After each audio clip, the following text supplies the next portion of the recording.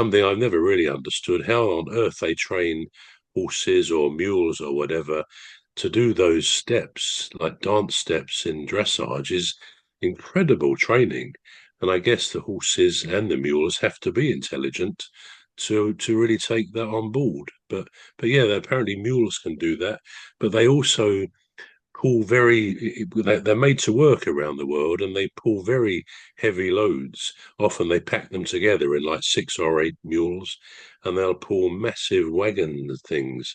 So they're very much working animals, as I think are donkeys, because sometimes we see the TV adverts, don't we, whereby they say they want to save donkeys around the world from the hard work that they do. They're overworked sometimes.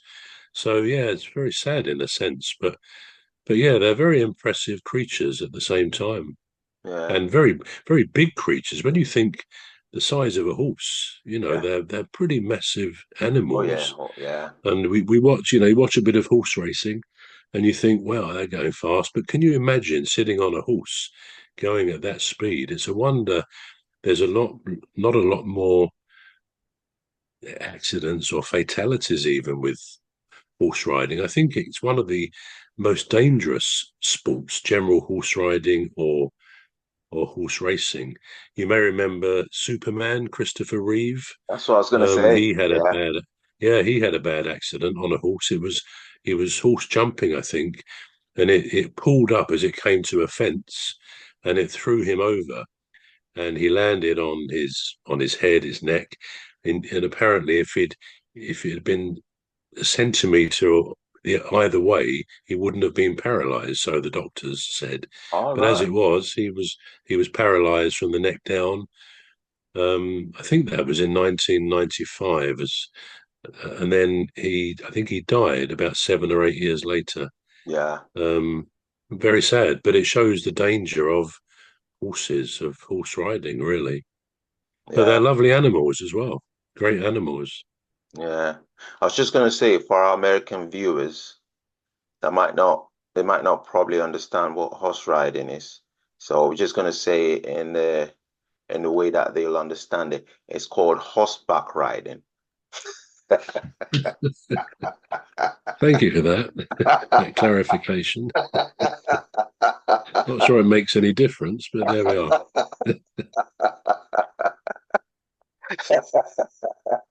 It was like Michael McIntyre that brought it out. He said in America they don't call it horse riding, they call it horseback riding. So you know where exactly to ride on the horse. As if there's any choice. Yeah, good stuff. Good stuff. Right. Oh, that nearly went over my head, but the way that you explained it, because I'm thinking, right, so the horse mates with the donkey mates with the horse, what does he get? Which one is which, you know? But I think I've got it now. It is complicated, really, A, as to li- what they will produce or not produce. a But little yeah, bit, it's yeah. a bit different from usual. Yeah.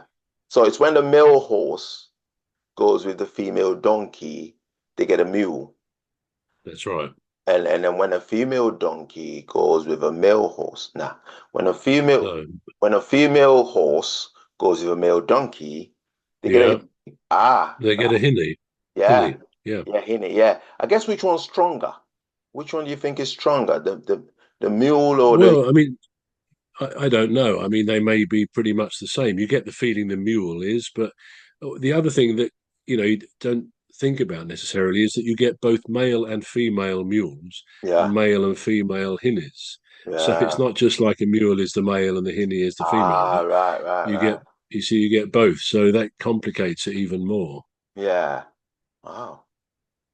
Nature's complicated, isn't it? Right. So, talking about nature, Trevor, there's an article here that's talking about a giant hole in Yeah, Siberia is visible from, Siberia. yeah, it's visible from space. Now I'm getting confused Yeah. now. I thought I understood it.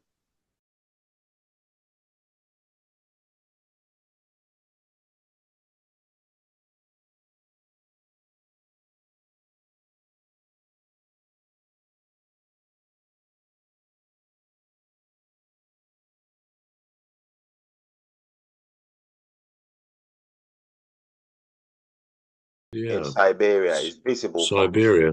yeah, it's visible from space. Now I'm getting confused Yeah. now. I thought I understood it, but I'm getting confused now.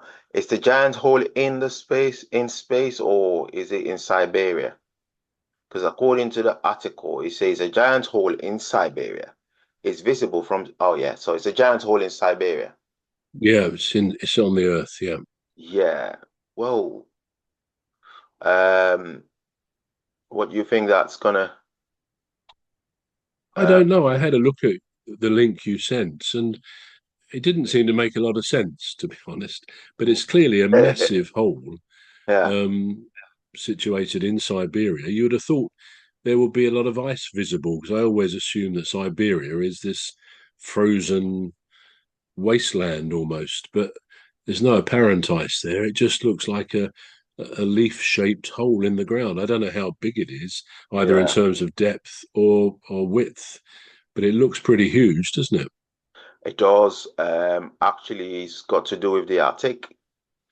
So, so it's as a result of the ground thawing and collapsing as Arctic Right, temperatures rise. So right. that's pretty. Do you know what? The only reason why I brought up this article is because I used to think climate change was rubbish.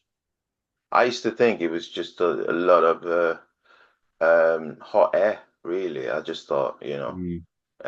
maybe they're just trying to frighten us, or they're just trying to scare us into, you know, doing what I suppose just scaring us into wanting to do as they say, really. But I'm starting to think that I've got the wrong idea about this climate change. What do you think about climate change? What do you make of it?